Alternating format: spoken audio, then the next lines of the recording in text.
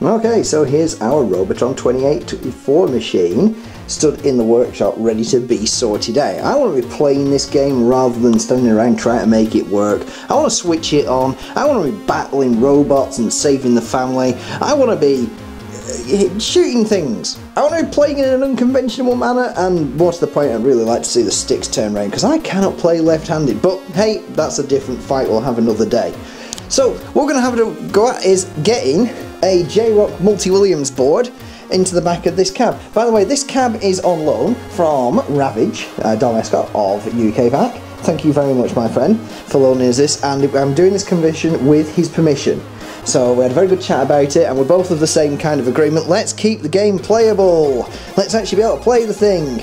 Anyway, here is the original board set. We're not going to molest or do anything in any way to it. If I just point something out, those ribbon connectors there, these are the problem usually in most Williams stuff. I will, bottom dollar, that's where all your problems creep in. You spend most of your time reseating those and fiddling around with wires and reseating these ROMs down here and all the rest of it. Anyway, enough about the original hardware. I could faff about, we could try and get it working.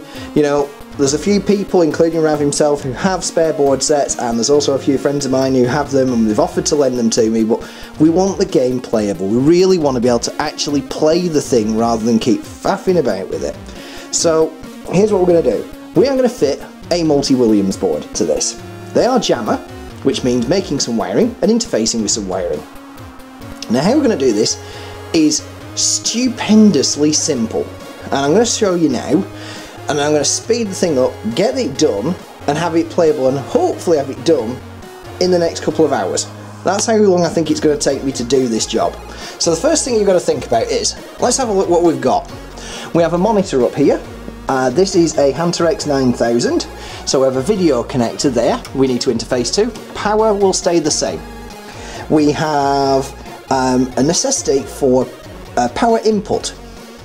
And power input to these things, to a multi-Williams board, will need to come off a switch mode power supply. Now we have a linear power supply here which might generate 5 volts reliably, don't know. They superheat and they're tuned specifically for these boards, and I really don't want to use it.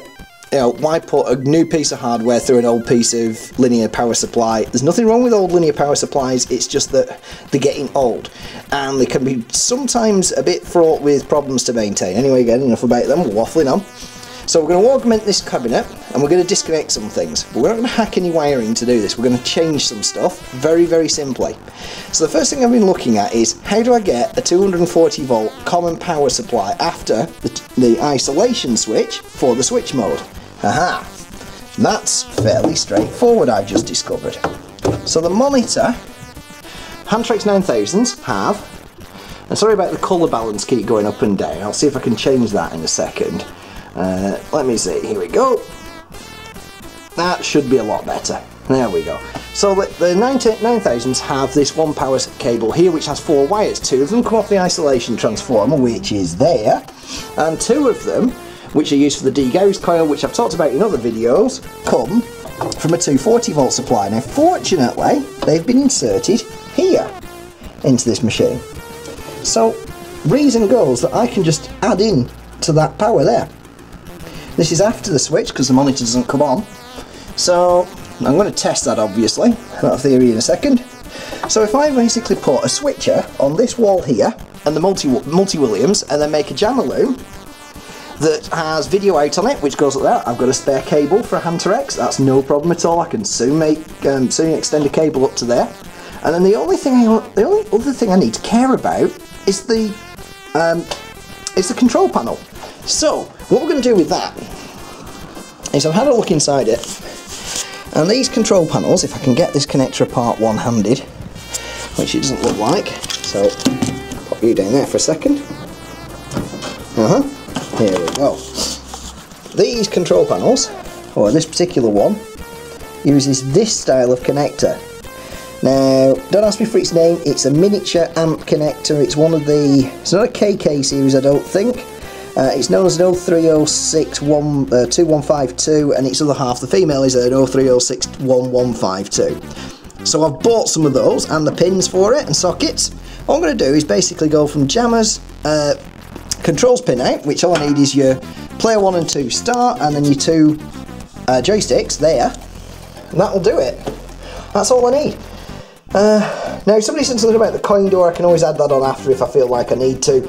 I'm only going to have it set for one game anyway, so I don't really care. But all I'm going to do is make the wiring to come to this connector and a power supply out. So that's what we're going to do, and that's how we're going to make this game playable very, very quickly. It's a fast change. I could spend hours debugging the board and probably chase my tail for forever and still get nowhere with it and still be no closer to actually having it work in a week on Saturday. So that's what we're going to get on with now. Okay, so we're going to start by the usual stuff. Let's make up a very simple test loom. Let's get some power in there. Let's get a switch mode in there. Let's get let's get the thing to start up. First thing I'm going to do is check that that this cable here, this 240, is definitely after the switch, after this cherry switch here, this isolation control switch. As long as that's dead with the power switched on and that pushed into its neutral position in the centre, so it goes in, and that's how the cabinet door is supposed to shut it down and pull out for maintenance mode. So as long as when it's in that mode there, when it's half, nothing, I'm getting no voltage, we're good. Okay, because I don't want the power supply to be on permanently if the game's been turned off. Right, let's go. So, good news everybody.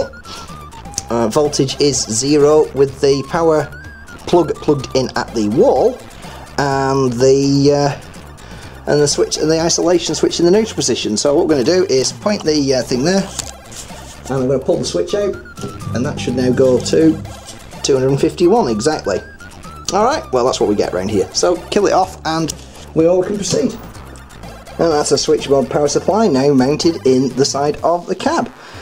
So let's move on to sticking the Williams board somewhere up here, and then we'll start making some wiring for it. And we now have a JROK Williams board, FPGA version by the way. There has been a previous revision of this board, now mounted on the side of the cab. So what we're going to do is make some wiring. Let's go. Right, so time's moved on a little bit now, and we've moved our loom on. We've done the first half of the loom. We've got the power section, and we've got the video cable plugged onto the jammer connector there, and onto the top of the PCB. Now, if you follow it down here, and for those of you who are paying attention, that's not the power supply that we had in the last shot. In fact, actually the shot but one before. No. What's happened is we turned it on the machine with the just the mains hookup turned on, and discovered that the power supply wasn't working. So I've had to swap out for yet another power supply, and I'll have to investigate why this one down here is not working. It could be a fuse, it could be there are some little internal fuses on them, and there's also some other stuff that can go wrong, but you know, it can't be anything that serious, but I have to investigate. Anyway, so we've got another PSU mounted in there, and we've got a partial loom, which is hooked on there. I'll tidy the cabling up. That'll be the last job I do. I don't really care about it right this second. It's going to look, it'll look a lot neater than that when it's done. And so let's power her on and find out. Now I've tested the 5-volt rail, the red and black, without the connector on, and I'm getting enough voltage. I'm happy with it. I'm getting about 5.07 unloaded, which means it's going to drop slightly below. These FPGA boards, they do work actually a little bit lower than 5 volts, so I'm happy there. And I've been having a chat with a few people, and they're happy to try and run boards a bit lower if they possibly can. I mean, that certainly helps with the lifespan of them. Talking to somebody about Atari boards, and he was saying that if you can get the voltage down to 4.8, 4.79, that kind of thing, obviously it's going to be a lot better for the machine than trying to run it at 5.0 whatever and lower. So anyway, so let's power the machine up and see what happens. So I'm just going to turn the lamp off, pull the mains is plugged in, green light there, 3 lights there. Let's go and have a look around the front. Right, we got display. Initial tests indicate everything okay. Hey, there we go. Robotron 2084. Now, okay, the controls aren't going to work at the minute because they're not connected up. But that's the next job, and it's got quite late now. It's gone midnight, so I'm going to pack it in for the night, and we'll come back to this tomorrow at some point. So probably just going to tweak the monitor a little bit and just see if I can get a little bit of better colour out of it. The whites aren't looking as white as they could be. Anyway, so we'll leave that for now, and we'll join it again tomorrow. And we'll hopefully finish it off, put the rest of the wiring on for the control panel, and that'll be it. So we've moved into the next day, and we're doing the loom to put the controls on. Now there's one set of wires I actually forgot about last night, which was the speaker cable. So I've looked in the back of the cab and found an appropriate set of terminal connectors I can pop the speaker cables onto. Why there's a lot of traffic and noise outside the place today? Well, it is Blackburn, so somebody's getting arrested, and you know, probably some, I don't know, I'm not even going to say it on camera, but you know what I think. Anyway, but I'd just like to say, these are these really tiny connectors. They look a little bit like the sort of connectors you get on a Star Wars machine, but they're not. They're a lot smaller, so they're actually a little bit harder to get the cables and the pins onto. They're a smaller pitch of pin, and that means that you've got to approach putting them on a little bit different. So all I'm doing now is just, I've got all the pins on this end. All I've got to do now is just crimp the cable crimp at the back end there down, and then just continuity test them through to the loom and everything. I've checked the wiring on the cab, so I'm fine there. All I have to do is just pop them into the sockets down here. So I'm not far off done with the control panel one. I've been looking over the specification for the JROK board on the loom, and I might wire up the test button and service switches on the coin door as well, but I can always come back and do that after. I've disabled the player 1 and 2 start button option to get into the menu so that nobody can hit it by accident, sorry. So with that, I'm going to need at some point myself to be able to get in there, but I want to be able to do it from the coin door. The game's on free play, so I don't need the coin switches hooked up, and that's the way it's always going to stay, but we'll see how we go. Anyway, so let's get this done, and then let's have a test. And finally, Robotron loom in the house. So we're done. All that's left to do now is whip it into the cab and hook it on, make all the connections. But that's what we're going to do next. So we've got our jammer connector over here. We've got power over this side. It actually only uses +5 and ground, but I put all the relevant connectors on anyway as a just in case. Video connector is down here, particularly for this monitor. It's a Huntrax MTC 9000, so we'll just use the green type of cable. If we ever need to change it, well, we'll come to that bridge if it ever happens. There's the speaker hookups. I'm just going to leave them like they are. This one goes to the control panel, all nicely neatened up. And then last but not least, fit to the test button, because that's which is actually the advanced button inside the coin door. So we're going to use that to get into test mode, and that's it. So next stop is for this loom is back inside the machine over here, and then we'll see what we get. And there we are, loom back in the cab. Everything is wired on, speakers connected, power's connected, green light on the power supply. We've got good voltage, and we've got the power on, monitors on, and I've just made a quick adjustment to it. There's some slight colour issues. There's also some convergence issues on this tube, but I can sort those out later. Anyway, let's go have a look round the front and see what we found. Okay, so there we are, we've got one nice Robotron screen.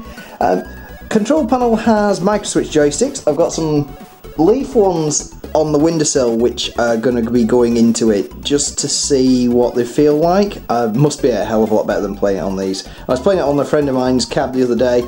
A lot better with leaf joysticks. There's a point at which you start to wrestle the cab after about level 5. So anyway, the screen's nice and bright. The only thing I need to really sort out is the marquee light up there, just to make it complete. And that's there's a tube in there, or there was a tube in there when I opened it up, but it's an 18-inch tube and it's actually a 15-inch fitting. So I've ordered, I've stuck a 15-inch tube on order, and hopefully that should be in the next couple of days. We'll be able to fit that thing in, and this'll be perfect then for the arcade room. Alright, anyway, so tripod's out, so it's time to stick the camera on the tripod, and you can all watch me suck at Robotron for 2 minutes just to prove that the controls all work. Alright, Camera on tripod, check. Control panel stable and secure, check. Wrestling of cab started. Annoying bloody beep still in the hallway. Just cannot get rid of the problems with the fire detectors in this place. I've changed batteries, I've blown them. Anyway, that's a whole different thing, and they still will not shut the hell up from beeping. So I can see all three of them going off the balcony and finding their way to oblivion. Right, anyway, let's play some Robotron. Bye.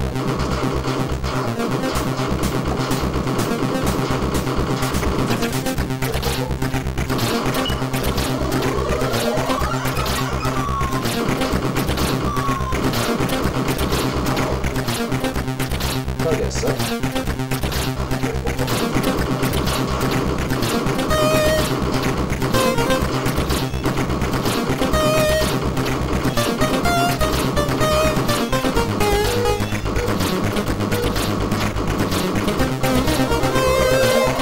Most people would have been through that in like 1 second.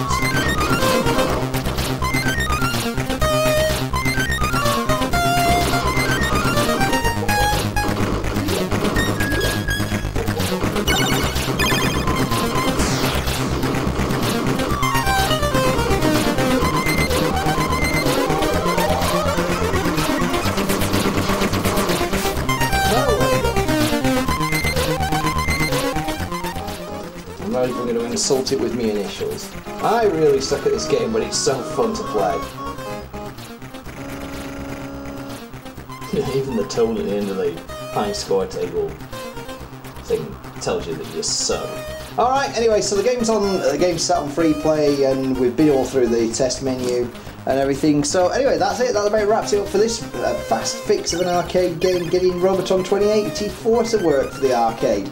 So, like I say, could have done it. Could have spent the next week or so playing around with the original hardware, trying to get it sorted, but nope.